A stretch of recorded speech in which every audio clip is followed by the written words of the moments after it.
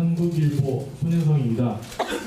대통령 대면 조사 관련해서 최종적으로 결정이 난 시점에 어떠한 협의 과정에서의 난항이나 좀 사정들이 있었는지 그때 특검보께서 확정이 되면은 이제 말씀하시겠다고 했는데 조금 전에 이제 좀 막연하게 아마 말씀하셨지만 어떤 사정인지 좀 더 구체적으로 말씀해 주시길 바랍니다. 예, 대통령 대면 조사가 그 1차로 무산된 이후에 추가로 협의를 진행하였습니다. 말씀드린 바와 같이 처음에 진행될 대면 조사에 가서는 특검이 모든 조건을 양보하였습니다만은 1차가 무산된 이후에는 그 상호 신뢰가 무너진 상황이라서 서로 간의 주장의 차이가 좀 있었습니다. 결국 결정적으로 협의가 되지 않은 부분은 조사 과정의 투명성과 공정성 그리고 조사 과정에서 나타날 수 있는 돌발적인 상황을 예방하기 위하여 특검 측에서는 조사 과정에 녹음이나 녹화를 원하였습니다. 이에 대하여 대통령 측은 녹음 녹화는 절대로 불가하다는 입장을 고수하였고 이와 같은 사정이 최종적으로 대통령 대면 조사에 무산되는 가장 결정적 이유가 된 것으로 알고 있습니다. 예, 다음 질문 받겠습니다.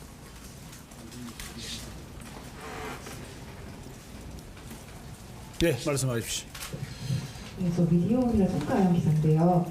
우병우 전 수석 관련해서 영상에 기재된 혐의로 불구속 기소하는 게 아니라 전체를 다 검찰에 수사 인계하겠다는 보도가 났는데 그에 대한 확인과 그 결정에 대한 특검의 판단 이유를 듣고 싶습니다.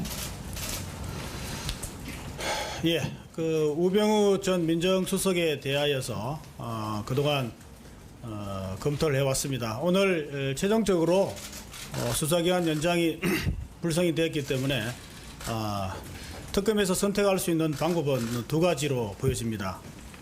첫 번째는 특검에서 현재 조사하고 영장 청구한 피의사실을 기준으로 하여 불구속 기소하는 방안과 모든 지금까지 수사한 상황을 전체적으로 종합하여 검찰로 이첩하는 방안 두 가지가 아마 고려 대상인 것으로 알고 있습니다. 현재 아직까지 최종적으로 결정된 상황은 아니지만 두 가지 방안에 있어서 장단점을 특검에서는 고려하고 있습니다. 현재로서는 특검에서 수사했을 경우에 수사 대상의 제한과 그리고 지금 기소할 경우에는 다른 개인적인 비리에 대해서 조사가 되지 못한다는 그런 염려 때문에 현재로서는 모든 상황을 종합하여 검찰로 이첩하는 방안에 약간 무게가 실리고 있는 상황입니다. 최종적인 결정은 내일 할 예정입니다. 네, 말씀해 주십시오. YTN 이종원입니다. 2월 9일 날 한 차례 대면 조사가 이제 판사 직전까지 갔었기 때문에 예, 지금 이제 이규철 특검부 얘기를 듣는 도중에 헌법재판소 앞에서 약간 지금 소동이 일어난 것 같습니다. 얼핏 정확히 지금 화면에 드러나진 않습니다만은 이 태극기 집회 쪽 참가자와 경찰 사이에 약간의 충돌이 좀 있는 걸로 지금 보여집니다. 몸싸움이 일어난 것인지는 아직 좀 확인은 안 됩니다만은 많은 카메라 기자와 경찰들이 에워싼 것을 봐서는 약간의 물리적 충돌이 있지 않았나 이렇게 좀 생각합니다. 이게 참 걱정스러워요. 그러니까 오늘도 저렇게 걱정스러운 일이 지금 벌어지고 있잖아요, 사실 실제로. 근데 실제로 이제 인용이 되든 기각이 되든 그날이요. 제가 볼 때는 앞으로가 더 지금 문제가 심각합니다. 좀 걱정스럽습니다. 지금 정확히 어떤 일이 벌어졌는지는 확인은 되지 않습니다만은 경찰과 이 태극기 집회 참가자 사이에 약간의 물리적 충돌이 일어났고 경찰이 곧 정리를 좀 할 것 같습니다. 앞서 이규철 특검부 얘기 가운데 내일이 마지막 종료니까 한숨을 깊게 내쉬면서 다투려는 것 같아요. 양측 대통령 변호인 쪽과 이 특검의 대면 조사 결정적 이유가 녹음. 특검 쪽에서는 그걸 원했고 박 대통령 측에서는 그걸 원하지 않았다.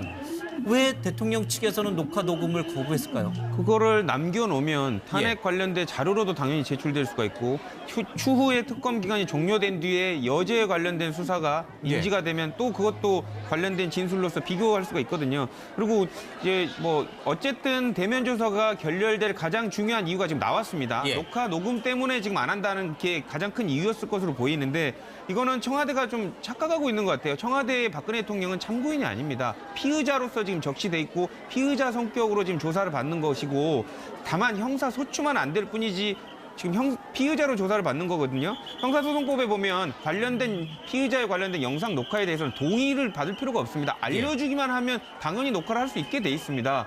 그럼에도 불구하고 본인들이 이거를 협의해서 특권인 것처럼 활용해가지고 대면 조사를 안 받겠다? 크게 착각하고 있는 것 같습니다.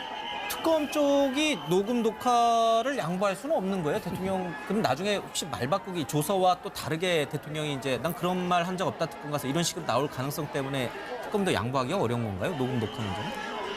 혹시라도 제가 예. 볼 땐 그런 일은 없겠지만 혹시라도 정말 나중에 그 조사한 그 조서 자체가 내가 얘기한 거하고 다르게 되어 있다라고 대통령께서 얘기할 수가 있잖아요. 예. 그럴 경우에 특검은 또 엄청난 부담을 갖게 되니까 그거를 그때 당시를 그대로 그냥 녹화 녹음하는 게 사실 검찰 입장에서는 속이 편한 거죠. 예. 그렇기 때문에 아마 그거 양보 못했던 것 같아요. 그러니까 예를 들면 방금 말씀하신 예. 강압 수사나 아니면 뭐 폭언을 했다거나 뭐 그런 일은 없겠지만 그렇게 얘기할 수 있는 빌미를 주는 거 아니겠습니까? 검찰 예. 입장에 특검 입장에서는 녹음이나 녹화를 해놓으면 누가 봐도 공정하게 판단할 수 있는 근거 자료가 있는데 그게 없는 상태에서 나중에 논란이 되게 되면 없는 말도 만들어낼 수 있고 또 본인이 얘기했던 것과 다른 진위가 잘못 전달돼서 조서에 기록됐다고 주장할 수도 있기 때문에 예. 그런 점이 있어서 특검입사는 당연히 다른 분도 아니고 대통령을 상대로 지금 조사를 하는 거 아니겠어요?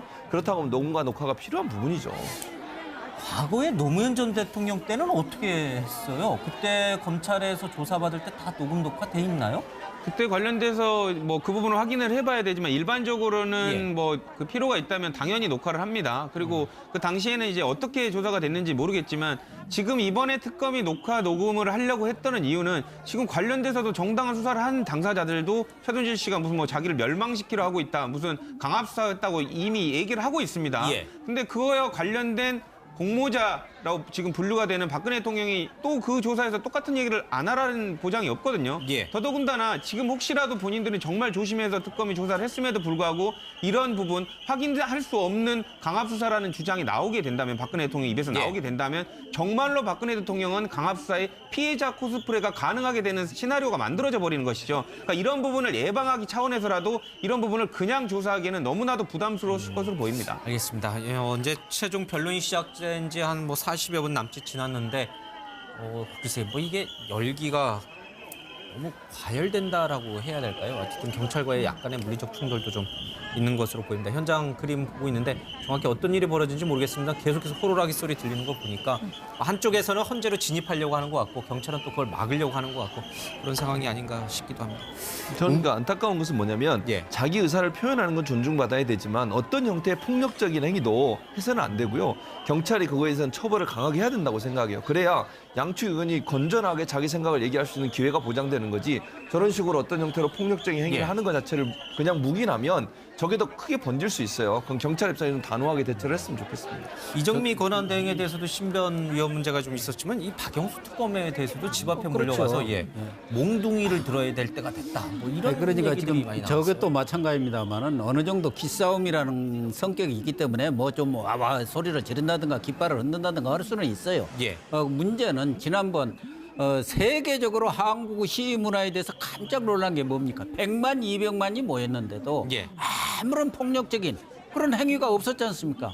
오히려 경찰차에 올라가는 거 그 시위하는 사람들이 내로라기 갖고 진정을 시키고 또 끝난 뒤에도 청소 깨끗이 함으로 인해서 예. 한국의 정치적 수준뿐만 아니라 폭력 문화 이건 정말 세계적인 어떤 그 시위 문화에 대해서 예. 정말 어디 유네스코에 등록해야 할 정도라는 그런 찬사가 나왔는데 지금 우려되는 것은 태극기 집회가 시작되면서 상당히 과격하고 거기에 뭐 야구 방망이다 쇠차 흥살까지도 뭐 들고 나와 쇠 파이프까지 들고 나왔다는 얘기들이 나오고 있고 또 거기 태극기 집회에 가서 말하자면은 뭐 탄핵 관련된 어떤 유인물을 나눠주다가 폭력을 당했다는 얘기까지 지금 나오고 있지 않습니까? 여러 가지 얘기들이 나오고 있는데 그것은 정말 우리 보수의 가치는 책임과 법치라든가 이런 것들인데 그런 부분들을 지금 방기하고 있는 것이고 더군다나 예를 들면은 특검 앞에 가서 특검 사무실 앞에 가서 어느 정도의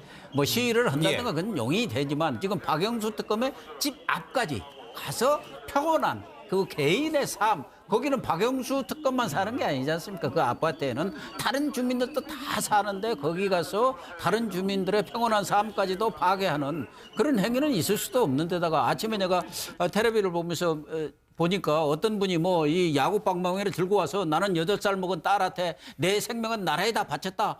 말하자면 내가 이거 야구 방망이를 휘둘러서 무슨 일이 벌어져서 내가 혹시 감옥에 가더라도 뭐저라 하는 뜻의 그런 애들한테 그런 얘기까지 했다고 하면서 뭐 아주 자랑스럽게 나와서 연설을 하던데 정말 어떤 시위문화든 폭력은 없어야 합니다.